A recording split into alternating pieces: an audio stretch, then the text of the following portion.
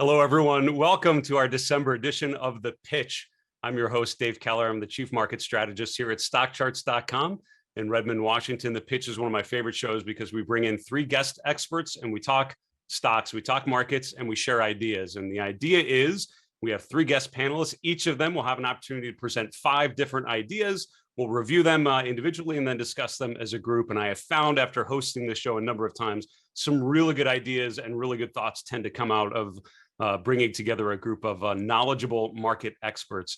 And today I would describe these three as very much that: knowledgeable, generous with their time and their expertise, and want to welcome each of you. We have Erin Swenlin, the co-founder of Decision Point. We have TG Watkins, the director of stocks at Simpler Trading. And then we have Larry Tentarelli, the founder and publisher at Blue Chip Daily. Welcome to all of you. Thanks so much for joining me on the pitch today. My pleasure. Oh, David. Thank you. Happy to be here. So, it's obviously I think, TG, you had mentioned it's I forget what you said before the show, something like it's a hot mess, but it was, I'm paraphrasing, but it was something like that. That's a good way to summarize it. Yeah, that's just fine. It was a good summary of the overall environment. It is certainly an uncertain environment. And I've always thought, as I describe the market to our viewers on StockCharts TV, I always think that the market loves certainty. The market doesn't tend to enjoy uncertainty.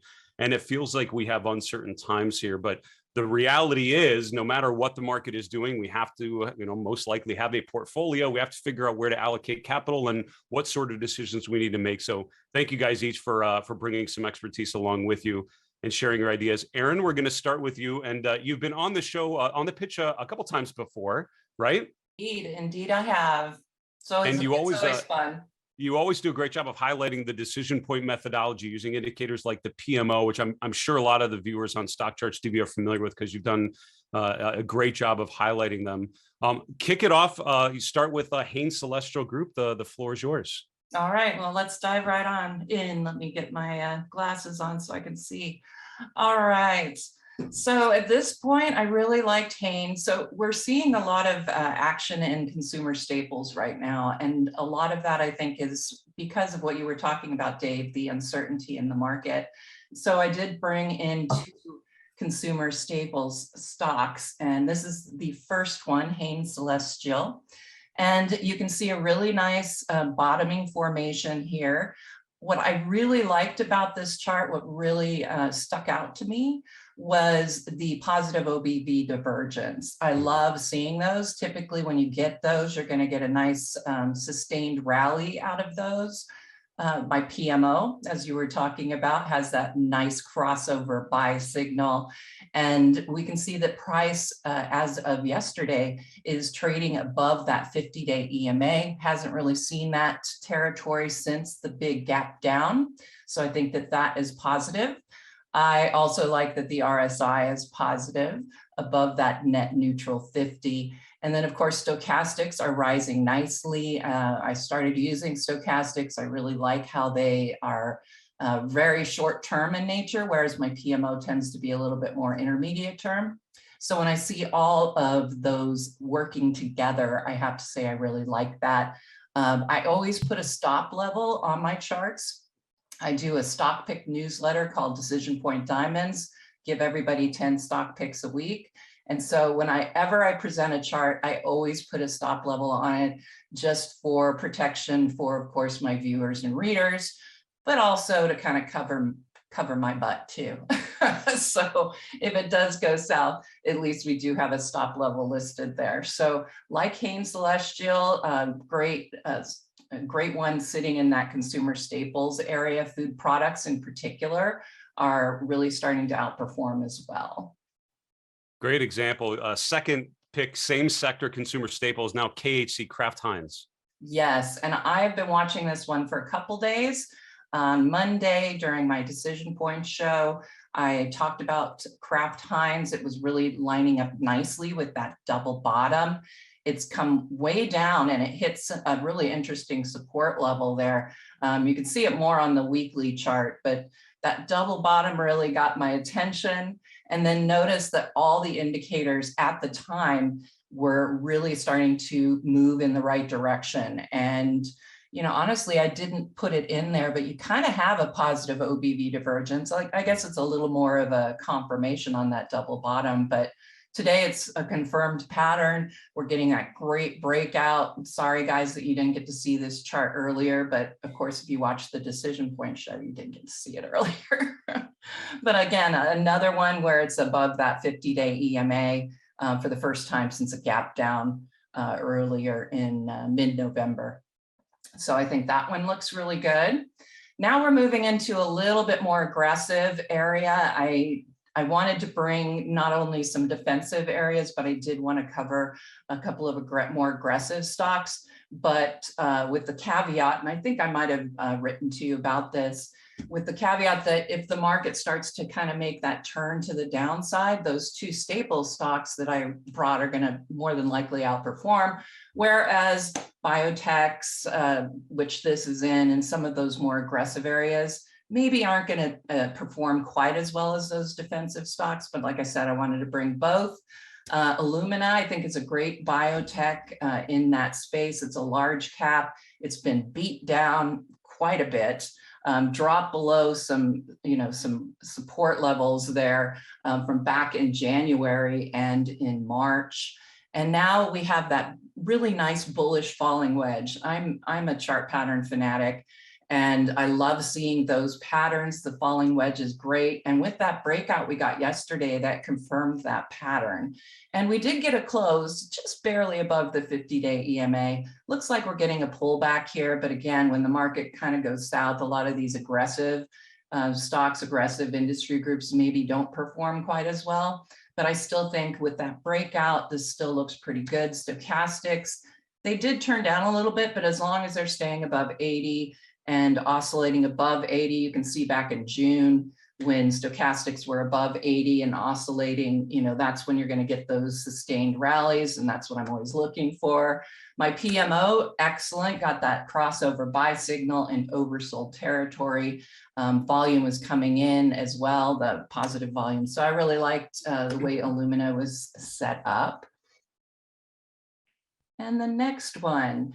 So healthcare providers have really been taking off. The relative strength in this particular industry group has been really, really impressive. And I decided to bring one. Molina Healthcare is one that I handed out to my subscribers, I think on Tuesday. I think it was this week, maybe last week. And it's doing quite well. I like that industry group. This one maybe isn't the best performer in that group, but I think when the group is hot that it should catch up, and we could see it move back up to that November top, possibly even into those June highs. The PMO was rising, looks like it's flattening out just a little bit right now on today's almost 2% decline. So not a surprise, you'd see a little bit of damage there. But the RSI is still positive despite this decline. And as we were mentioning earlier, when you get a pullback like this, it does offer a really good entry. So if it is a stronger stock, which right now it's hanging above the 20 and 50-day EMAs, so I do like it. All right, and then the last one, Whirlpool, still in consumer discretionary here.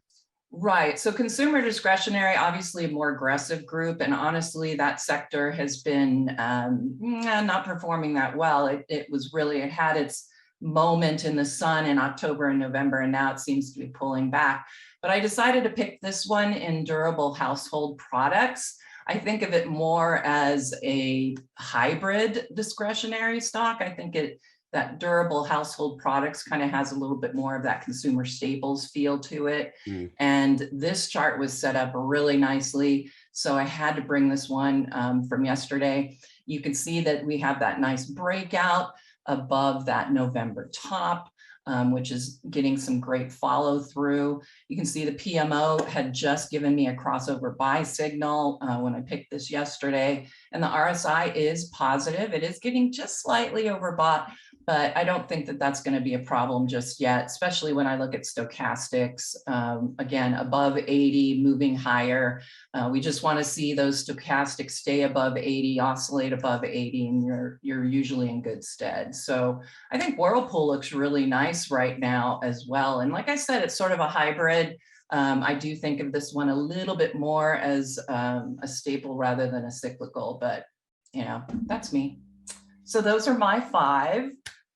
I love it. I love it very much, Erin. And I caught as you were describing each of these charts, but we'll leave it on Whirlpool.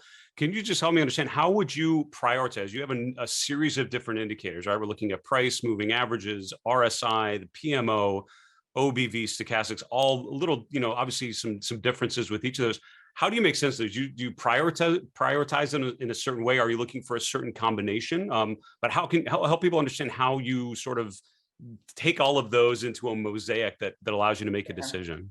Well, my primary first indicator is the PMO. That's our momentum indicator. I've been using it. I helped develop it with my father, Erin Swenlin.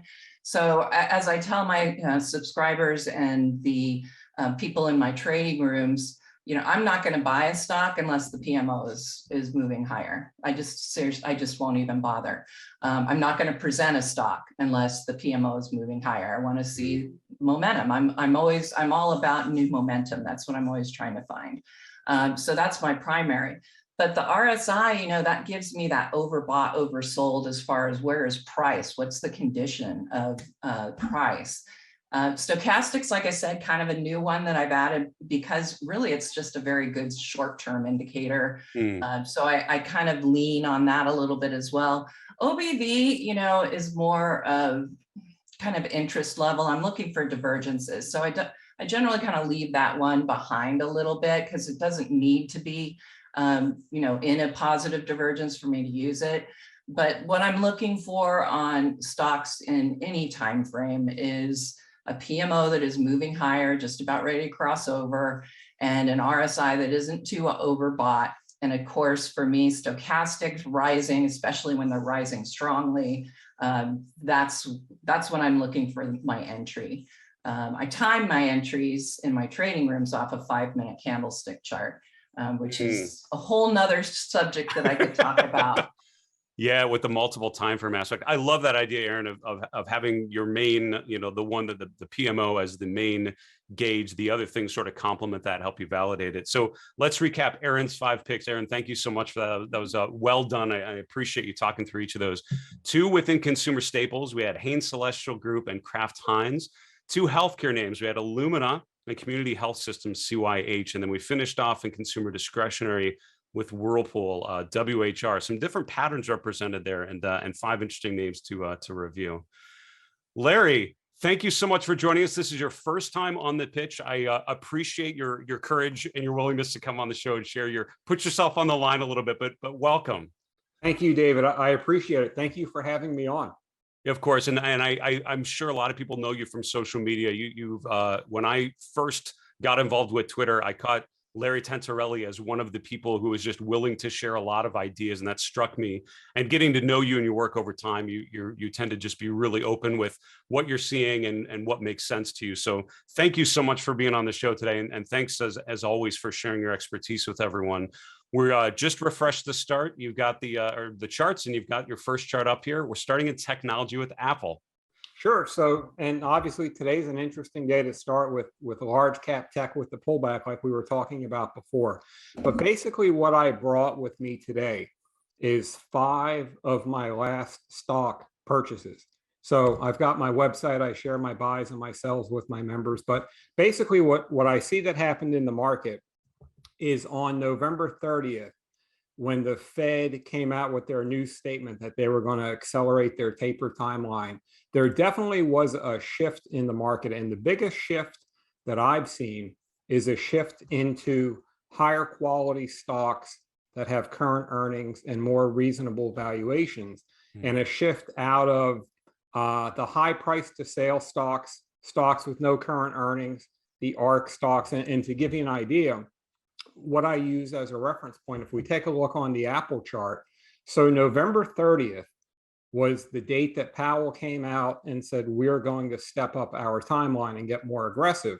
So what I've done is I've looked at what stocks have outperformed since the 30th, what stocks have underperformed since the 30th, because I do believe, and I've been through quite a few of these cycles since 1998, I do believe that the market is moving into a tightening cycle.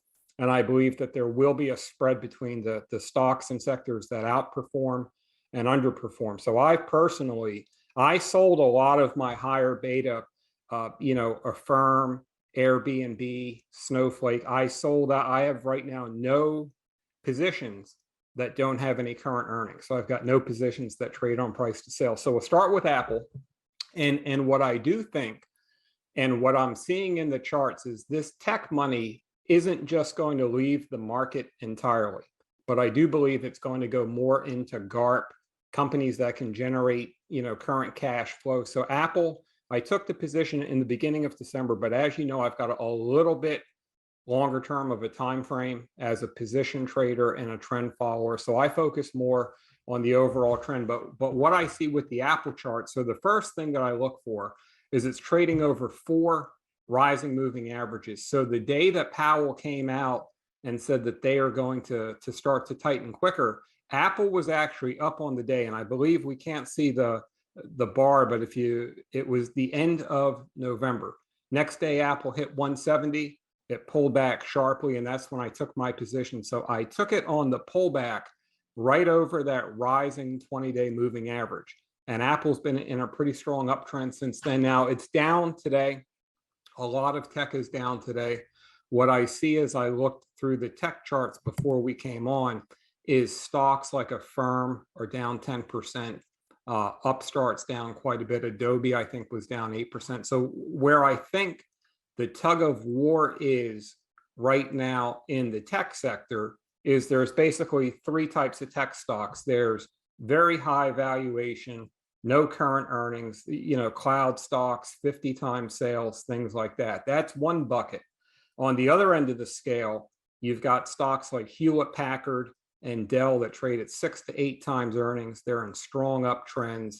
They pay dividends. They're lower volatility, lower valuation. And then in the middle, you've got Apple, Microsoft, AMD, things like AMD is maybe a little bit more volatile, but you've got stocks that generate a ton of cash flow.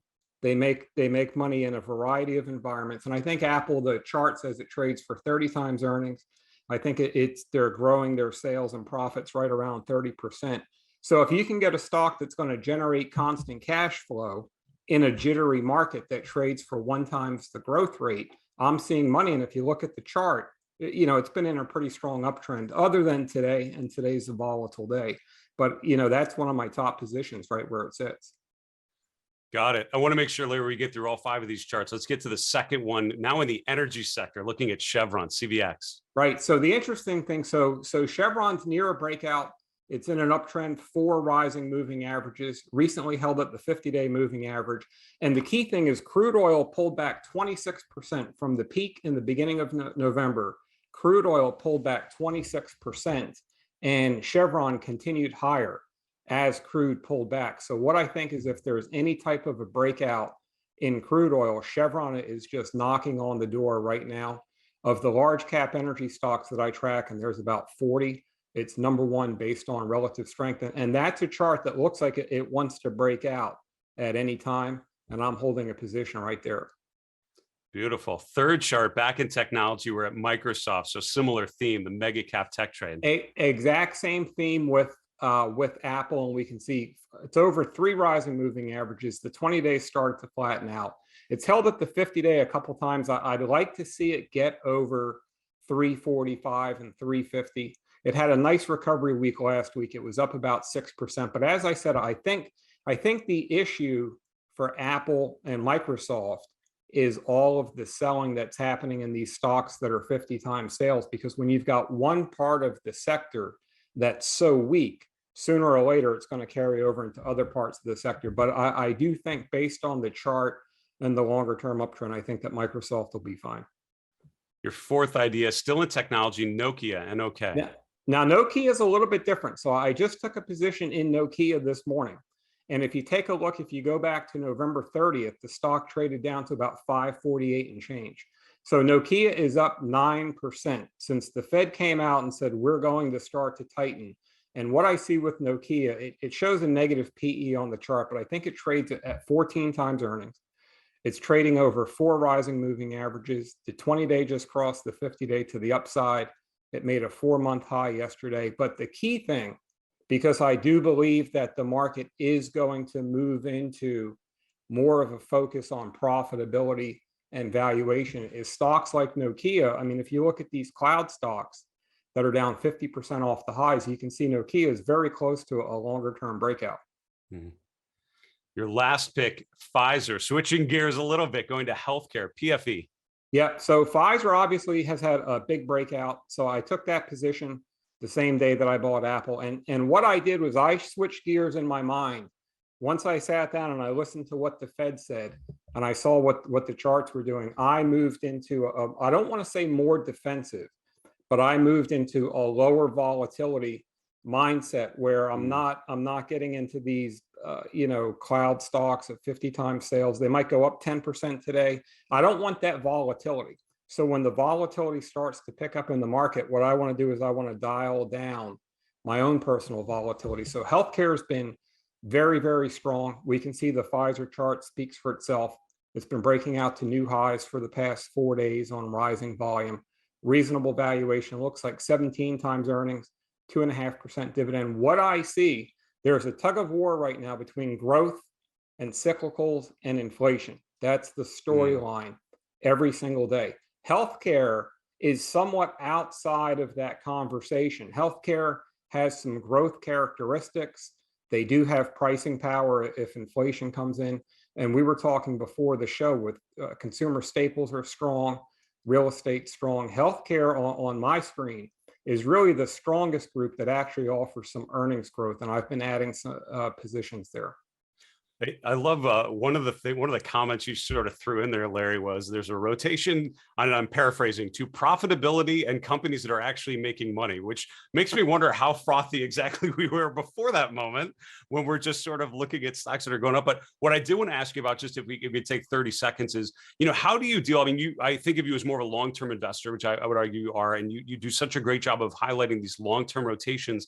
How do you deal with the day like today when an idea like Apple or Microsoft is down so significant? I think a lot of individual investors struggle with keeping focus on the long term when the short term can get pretty rocky. What would you tell them on a day like today with Apple? I think that in this time period, we just have to accept the volatility. So the key thing for me, I like to stay above the rising 50-day moving average. So as long as my stock is working and trending above the rising 50-day, then I'm going to give it the benefit of the doubt. But before we came on, 8 of 11 S&P sectors are up for the day. So you won't see it by looking at the indices, but I saw your screen, 8 of 11 sectors are up. But as I look at the indices, because tech has such a big weighting, S&P is down right now, the NASDAQ's down, but you've got banks are doing great, energy is doing strong, healthcare. So I think the key personally for me, and what I share with my website members, is I don't want to be concentrated in any one sector right now. I want to stay with what's working. There's plenty of banks over the 50-day, but volatility is here for a while. As long as the Fed is in the picture, we're going to see days like today. Volatility certainly seems to be the theme, and I don't see that necessarily changing going into next year. Larry, really well done. Appreciate you talking through those. Just to recap Larry's 5 picks, we had Apple and Microsoft within the technology sector. We also threw Nokia in there, NOK. Then in energy, Chevron, CVX. And then finally, Pfizer, one of the healthcare names, just recently breaking out, continuing to push higher, PFE. Those are those 5 picks from Larry Tentarelli. TG, you've been exceptionally patient. Really appreciate it, and thank you so much for joining us today. Really appreciate it a lot. No problem. So when I think of you, TG, I think probably a little more shorter term. When you and I speak, it's we'll bring in things like hourly charts and think about the shorter term. It's an interesting environment right now with all the volatilities. Does a higher volatility, uncertain environment, is that an exciting time for you as a trader, as an analyst, or is this more a time to get defensive and cautious? How do you approach this sort of time mentally? Well, I would say we had that kind of volatility in early 2020, and the market was going absolutely nuts in a good way. Things were really going up and going through the roof, and I made a ton of money back in 2020. I'm sure a lot of people did, but my subscribers were having a field day back then. Now we're getting volatility, but it's in the other direction. And for the kind of stuff I look at, smaller caps, whatever, those things pretty much just started falling apart at about February of 2020. And then we saw kind of another round of things starting to fall apart mid-summer, about June, July. And since then, we've really been seeing breadth fall off a cliff. So the couple of names that I'm bringing here are actually a little bit more like hey, we need to watch out. Or if you like to trade the short side, we're starting to see, well, not starting to, but we're seeing opportunity to the short side where things are just, as some of the other presenters talk about, we're trying to find where money's going. They're going into very defensive areas, and we're seeing that the rest of the market's having a real hard time. So I want to get to your five picks, TG, and we're using ACP right now. We're starting with the Russell 2000 ETF. A couple of these, so everyone knows, we're more short ideas, more bearish ideas. Let's start with the Russell 2000 ETF. What are you seeing here? Yeah, well, the thing I want to talk about with the IWM, which is the small caps, and showing, hey, that it's okay if the small caps lag, which is what we've been seeing with the daily chart since it's been flagging sideways for 8-9 months. And then we finally got a breakout, and I was thinking, fantastic. We're seeing some good news out there, some excitement. And what I needed to look for was a pullback and a test to support. Of course, we got to confirm this up move.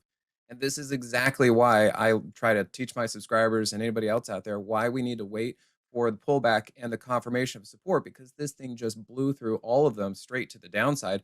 And now it's hanging out at the bottom of this range. This is not good. We had price finally get over the daily 50, and now we're below the daily 50. And in fact, last week, it bounced right into the underside of the daily 50, confirming that for now, this is all now resistance. So we're seeing some pretty rough stuff. The only thing I can kind of talk about is on the hourly chart there, Dave, that if you see, we've got that double bottom with a little bit of an undercut.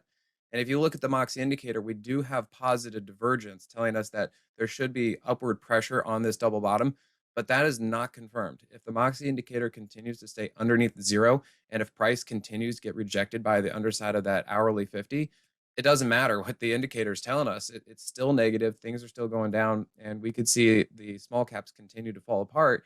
And if that happens, I'm going to be generally concerned about the health of the overall market, because when we have one sector like this pulling the rest of them down, we're seeing some issues. I know my guest on the final bar yesterday, we were talking particularly about that idea about watching small caps as a gauge of overall health of the market. It's a bit concerning at the moment. I totally agree. Yeah. Idea number two is Boot Barn Holdings. Yeah, now Boot has been an amazing story. I don't even know why it's been going up the way it's been going, but take the name aside, what I'm seeing here is a blow off top, and that's what I'm looking at. So if you look at the daily chart, I mean, this thing has been doing a very, very nice move, steady move along the daily 50 for months, and you're like, okay, this thing's a nice train, and then it finally accelerates and starts going almost vertical, and you're thinking, well, fantastic, this is great, let's go, let's get on. And for the uninitiated, that's actually the worst trap. You don't want to jump in on something that was steady, steady, steady, and then got really exciting, because that's the crescendo, that's the blow off top. And for my indicator, what you can see on the hourly chart, this last move up just right of that red arrow, yeah, right there, you can see, well, you had it right the first time. Right there, you can see that price was over the hourly 50, but notice the Moxie indicator down below. It was below zero. This is what I call an inverse trampoline move, and it's a false long or it's a bearish signal. And price should not be over the 50 if the indicator is below zero. This is the magic of the indicator telling you, hey, I know that price is up, but look, I'm negative. I'm trying to tell you that internally energy and momentum is actually negative, and you better watch out. And lo and behold, look what happened. It tanked a couple days later. We got a little bounce off the daily 50, but again, it ran right smack into the underside of the hourly 50. And for me, this is all bearish. As long as this thing starts to stay underneath the hourly 50, and it's probably going to fail through the daily 50, I'm looking to short something like this. Third idea, also within consumer discretionary, Yeti Holdings. Yeah, we're starting to see some things like Boot, Yeti. You're like, okay, these are some crazy names that have been doing really well, but I'm starting to see topping patterns. Now, this could be tricky because they may not necessarily go down. They may not be the easiest thing to short, but if you're trying to trade long, I'm seeing things that are telling you you should not be in these kind of names. They're not ready to go long at this point in time. A couple things to note. If you look at the daily chart, you can see that same inverse trampoline move. You can see that price recently has been over the daily 50, made new all-time highs, right? Hey, exciting, let's get in this thing. It looks fantastic. But if you look at the Moxie indicator, it's below zero. So just like Boot Barn, the indicator, the the methodology, the rules are the same. Why is price over the 50 if the indicator is below zero? It's telling you, it's warning you that you might want to take a second look at this. It's probably not going to work out. And then you can see that same setup currently on the hourly chart. Two situations. One right there, yep, you can see price was over the hourly 50. Notice that the Moxie indicator was below zero. Yet again, another false long or a great short opportunity because that's an inverse trampoline move. You go maybe just one more block left and you can see at the high, there was another inverse trampoline move, price over the 50, Moxie indicator below zero. I mean, this thing's just riddled with them. And then Dave, if you kind of zoom out and actually scroll to the left, and we look back right there, there you go. You can see there was a huge block right there where price kept trying to bump up, try to operate over the hourly 50, probably trying to chop people out. But notice, here's your anchor, here's your rock. You can notice that the Moxie indicator below was below zero the entire time, telling you that this was never a good long setup. And you should be watching out if you are in there long, or if you're trying to short something that looks like there's probably going to be an opportunity for you. All right, number 4, we have ALGM in the technology space. Yeah, now I was trying to look at some stuff. I'm not so much with the consumer discretionary. I saw your other presenters. They are presenting some good names out there. Sectors I'm not looking at. I was trying to look at, semis are what people are talking about. The SOXX, the SMH is still up from its breakout. So on the surface, they do look good. And I try to pull out a couple names that I could think are looking decent from this. ALGM is one. If you look at the monthly, weekly charts, they look okay. They look like they're still holding up in uptrends. And on the daily chart, we did just get a test of the daily 50. However, I am noticing that there is an inverse trampoline move on the daily chart. So I'm a little cautious about this one, but the hourly just did a regular trampoline move where it came below the 50, but the indicator's above zero. So I'm getting some mixed signals.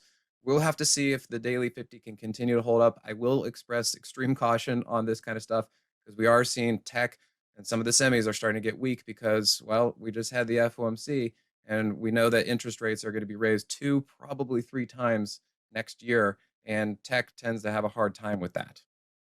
And then staying within the same group, we have Applied Materials, AMAT. Same group. Again, not the best picks here, but if anything, I'm trying to show you that while these might look good on the surface, that daily chart looks fantastic. Price is flagging sideways right into the daily 50. The Moxie indicator is above zero, but on the hourly, I'm getting that mixed signal. I'm getting some inverse trampoline moves right there, which is kind of what we were seeing on Yeti when I showed you that last one. And so it's really tough out here. And I just want to be straightforward and show you, hey, maybe these aren't the best picks out there, but I'm trying to show you that we're seeing some issues and some things could be crumbling as we watch this go on. And so while they might look great on the surface on that daily chart, just keep your eye out for the other side of things if it doesn't work out, because I think that's the kind of market that we're in. Things are starting to kind of break down. So extreme caution out there. I love this take, and you described this this combination of looking at the price doing one thing, but the Moxie indicator doing something different. The reverse trampoline move that you described, which is really helpful. Can you talk a little bit? I think you did a really good job, TG, of just talking about those different timeframes and how you relate to them. When you're approaching it, if I gave you a name like Applied Materials and you're looking at it for the first time, how do you prioritize the timeframes that you're thinking about? Do you have a go-to timeframe that you start out and then you relate it to others, or how do you make sense of those, especially when there's conflict between with some of these? Yeah, so I always look at the highest time frame and then work my way down. So, just to get a feel for where the thing is, I'll look at the monthly, then I'll look at the weekly, and then I'll look at the daily. And then I kind of relate it to a snake. So how does a snake move? Well, it starts with its head in order to get the body to where it wants to go. And for me, the head of the snake is the 15-minute time frame, which is a little quick. So then what I do is I back out to, say, the hourly. And what I want to know is, for example, AMAT here coming into the daily 50, or even Tesla. We had Tesla coming into the daily 50, or any other name that is pulling back to the daily 50. If you're just looking at the daily chart, you might think, hey, this is great. It's going to bounce off the daily 50.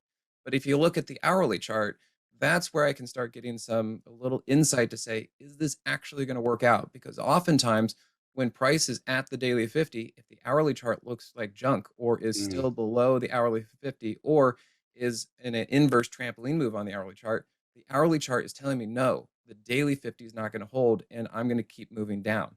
It's not until I start seeing the hourly set up to then confirm support at the daily 50. And that's how I blend this stuff to tell me, well, where's the nimbleness of the head of the snake really going to go for the rest of the move? TG, I've interviewed hundreds, if not thousands of people on the financial markets. I don't know if anyone's ever compared multiple timeframes to a snake. I love that. And I'm going to take that and I will give you the appropriate credit for that analogy. I think that's a great metaphor. I appreciate it's a good visual representation when you think about it. It is. Let's recap TG's 5 picks. So we started with a couple bearish ideas. The small cap ETF IWM, We then went to a couple names in consumer discretionary, Boot Barn, ticker Boot, and then Yeti Holdings, ticker Yeti. Then 2 ideas in the semiconductor space and technology, Allegro Microsystems, ALGM, and then Applied Materials, AMAT.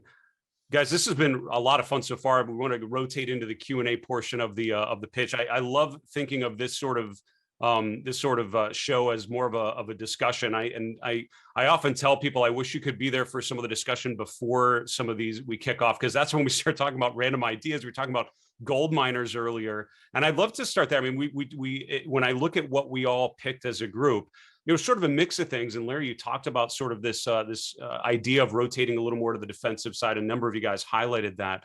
None of us picked anything in materials, particularly really defensive stuff, things like gold miners that I would think are sort of safe haven type of places. When you look at something like, Newmont or just the GDX or something like that, what would you need to see from a technical or other perspective, Larry, to draw yourself into a name like Newmont? With me, I'd want to see the moving averages start to stack up on top of each other. So I'd want to see first this get over the 200-day, and then I'd like to see the 20, the 50, the 100, and the 200 start to stack up and get into some type of at least an intermediate term uptrend. Yeah, it's a fair point, right? I often, when we look at what's up today, it's things like Newmont, but they're coming off of fairly depressed levels. Would you say anything different to that, Erin? You particularly mentioned gold miners earlier that they're having a nice bounce, and there have been times I remember, particularly back in May, all of a sudden it felt like Newmont was going to be. I think it was one of the top ranked stocks in the scooter rankings from StockCharts. What would you need to see to get interested in something like this? Well, I follow the gold miners every day in my market newsletter, the Decision Point Alert. And one of the charts we look at is the gold miners. And what we do that I think is different from everybody else is we do under the hood indicators, if you will. So, we were seeing a lot of great participation starting to build under the surface for gold miners back in October. And then, of course, we got that reverse head and shoulders, which was great on GDX. And you could see the participation really improving. Right now, we came down to this low from October, took back all those gains, and it seems like a good place to get in, but I need to see the participation start to move up. I mean, as of yesterday, I had, let me see, no stocks above their 20-day EMA, not one in the gold miners. That's not going to attract me to go get a stock, because it's telling me that my chances of selection, my confidence level is a lot less. So, yeah, I need to see that participation in gold miners, but I think it's turning up. Stochastics have turned up. It's starting to look a lot more interesting. Gold, the question is, though, is gold really the safe haven it used to be? Cryptos kind of put themselves in there. So, you would have expected gold to take off with what the market's doing right now. And it's just really tortured, as we say, in its rally. Tortured is a great way to describe the chart, probably. Carl always talks about gold rallies as being tortured. So I used to love, one of my Fidelity analysts would describe things as a stock just doesn't chart well. That would be his way of dismissing something that it's just not. I remember Microsoft, years ago, it just would not follow any of the rules. It would not do what you would expect it to do if it was charting well, I guess. So when I think about the sectors that we did pick, a couple names in consumer, and granted, TG, a couple of those were more short ideas from your perspective. We had 3 in healthcare, 5 names in tech, 1 brave soul, Larry, who picked an energy name. We didn't have a number of sectors picked. Communication services, which I won't even ask about, because I challenge you to find a really good chart in communication services. Not many, probably, but financials comes to mind as an area where you are seeing a lot of strength. And REITs, utilities, when I'm screening for stocks making new highs, I'm finding a lot there. TG, could you comment? You had mentioned some of the concerns you're seeing in small caps. What would it take for you to get into things like real estate, utilities? Would you avoid those for any particular reason, or is it just if they come up on your screen, it's worth a shot? How do you think about that? Yeah, kind of going back to what your buddy was saying about Microsoft, I need something that charts well. And if we look at XLU, it doesn't chart well. It doesn't really move much. Now, what we are starting to see in XLU is pretty crazy. This is like the strongest bull market or bull move in utilities. Granted, it's like 2%, but it's a huge move in utilities, and we're breaking out. So this is another thing that kind of goes to why I have a couple bearish trades and high caution about what's going on there, because we're seeing breadth is just really, really bad.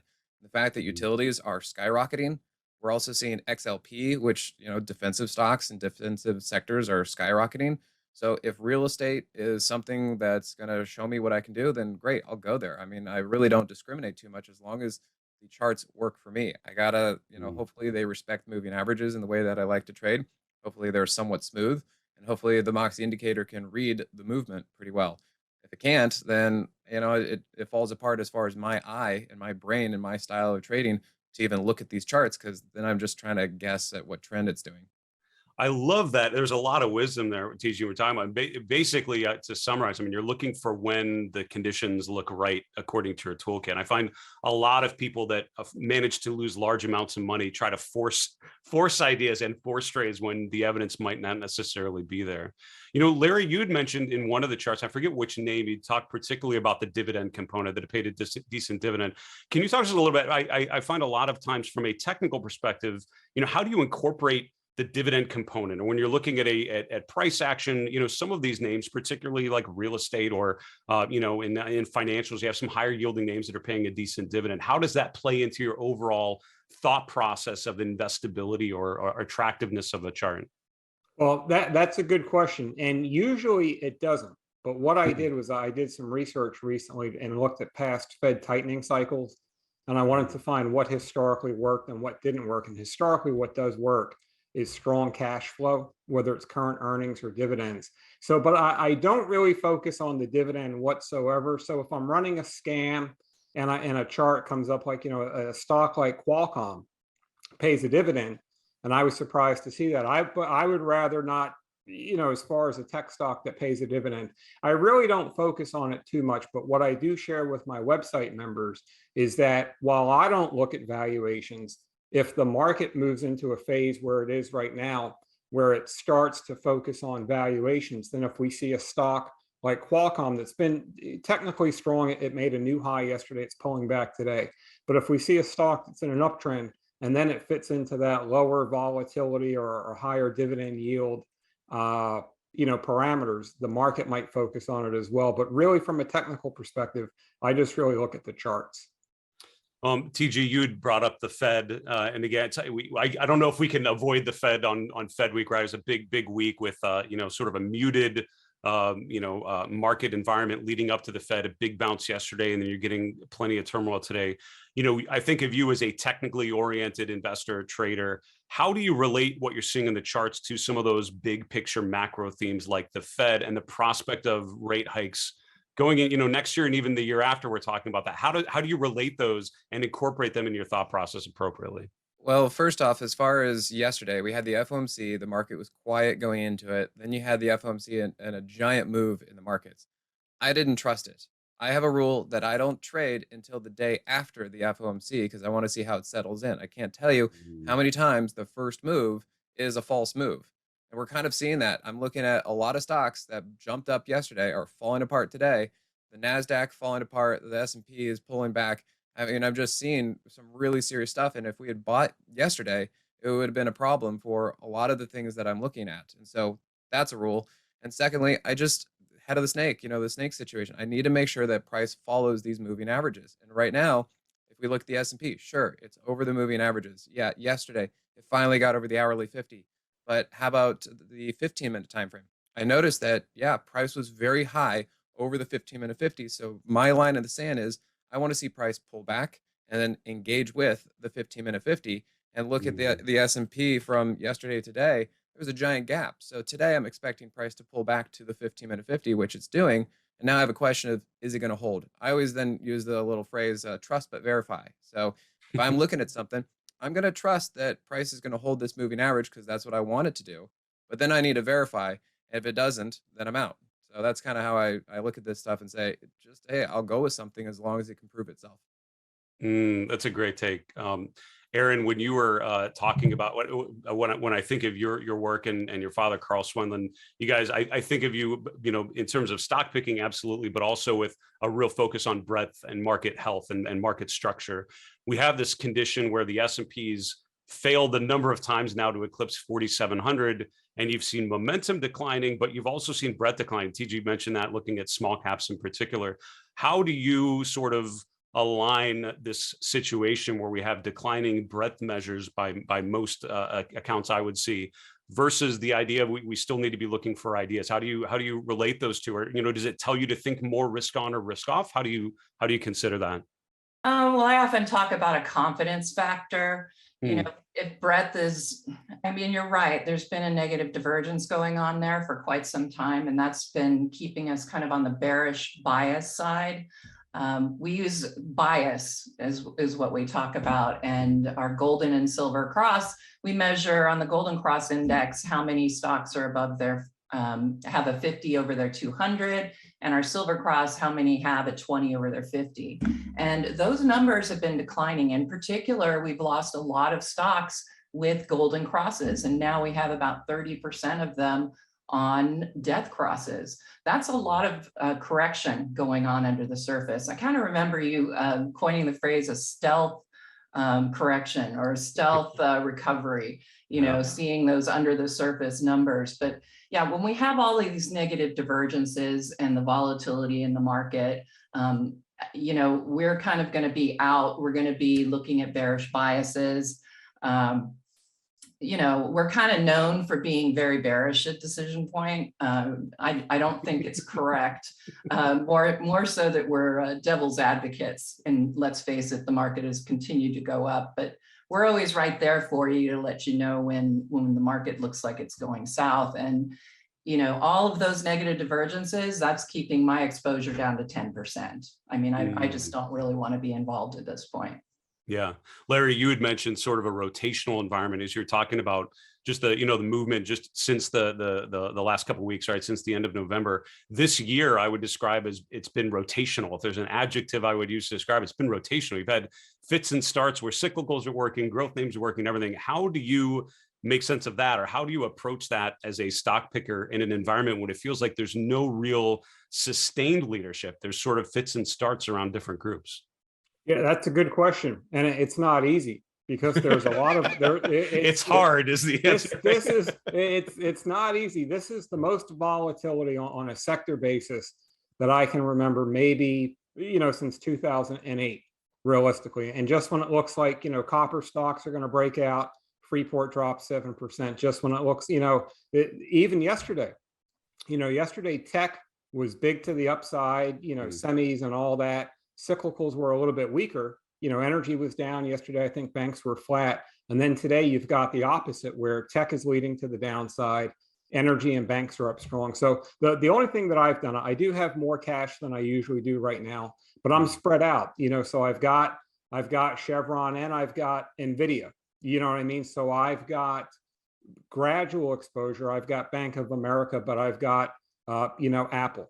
So I'm exposed across the board to a lot of these sectors, but it's in moderation, and I just expect the volatility, and it's just something that for my time frame, I have to learn how to ride through it. But as long as they stay over the 50-day, I kind of just chalk it up to volatility right now. It's I love that. Difficult. It's been a lot.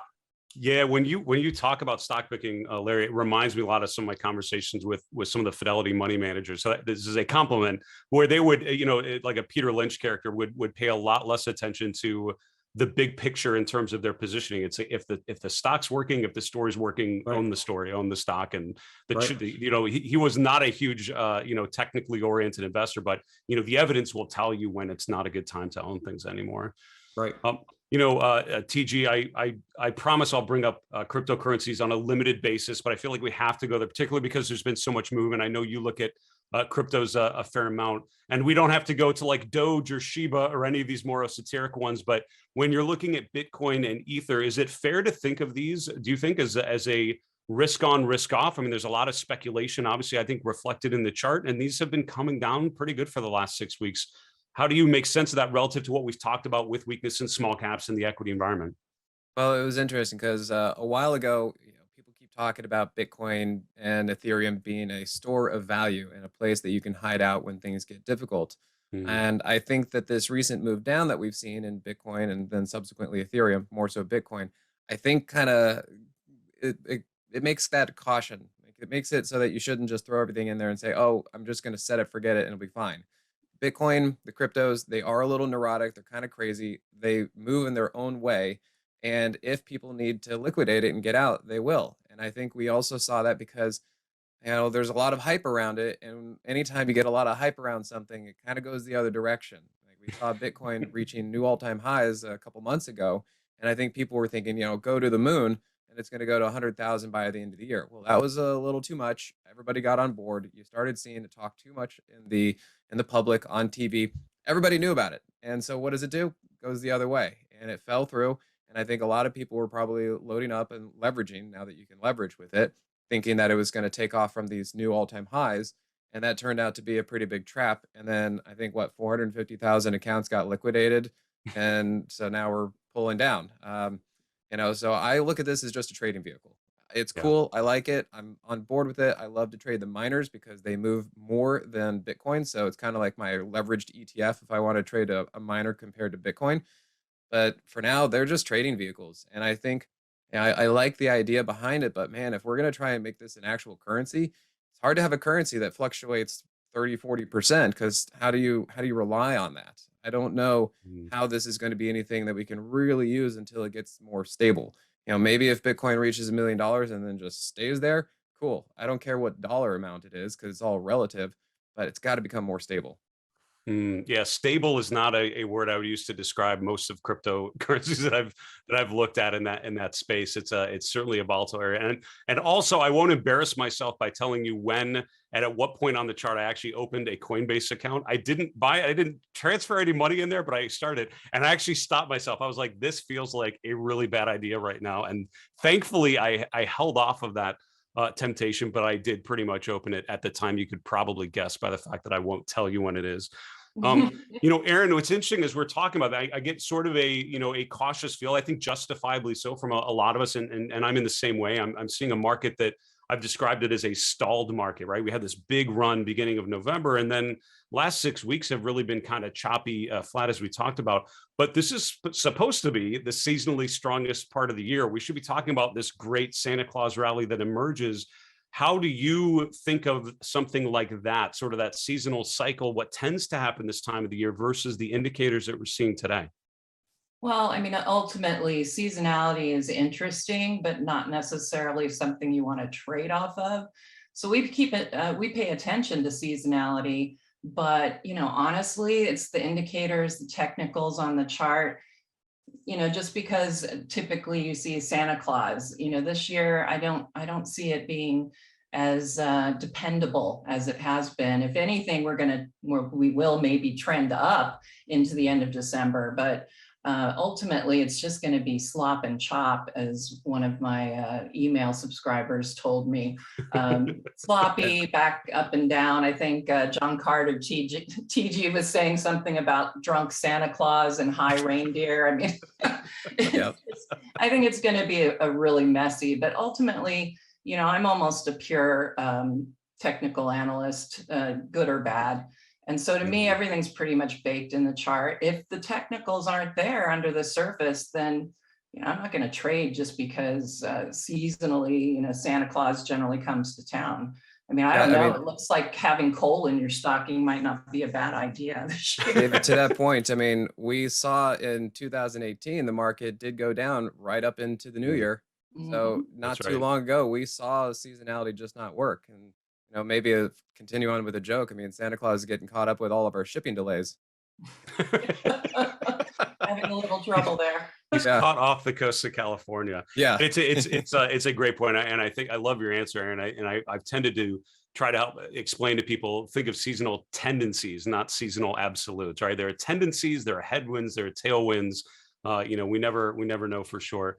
Listen, guys, this has been so much fun. I wish we could keep this conversation going for a couple more hours, but we're at the end of our time. This was awesome. I appreciate each of you taking a step forward and sharing 5 ideas and answering my questions expertly and completely. So Larry Tentarelli, Erin Swenlin, TG Watkins, thank you all so much for joining me. Great, thank you. Yep, my pleasure. Appreciate it, guys, and happy holidays to all of you for sure. And everyone, thank you so much for watching. The pitch is such a great opportunity to get some really knowledgeable experts together and just have a discussion about the market, start with some ideas, but then really sort of clear through a lot of different concepts. I'm thrilled with some of the themes that we were able to dig into a little bit. As a reminder, Erin Swenlin's the co-founder of Decision Point. You can find her at decisionpoint.com.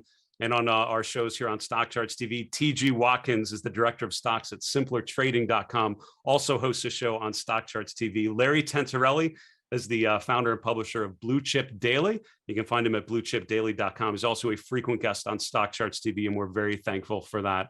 My name is Dave Keller. I'm the chief market strategist here at StockCharts.com. As a reminder, you can find this episode and all of our previous episodes on our website, StockCharts.com/thepitch. Also, all of our previous shows on our on-demand platform, StockChartsTV.com. For StockCharts.com, I'm Dave Keller. Have a fantastic holiday season. We'll see you again in the new year. Bye now. Hey, Grayson Rose here with StockCharts. Thank you so much for watching. I hope you enjoyed that video. If you did, consider giving it a like down below, maybe leave us a comment, and if you're new to the channel, you can subscribe at the link up above. We're gonna bring you daily content from an incredible collection of technical analysts and financial experts.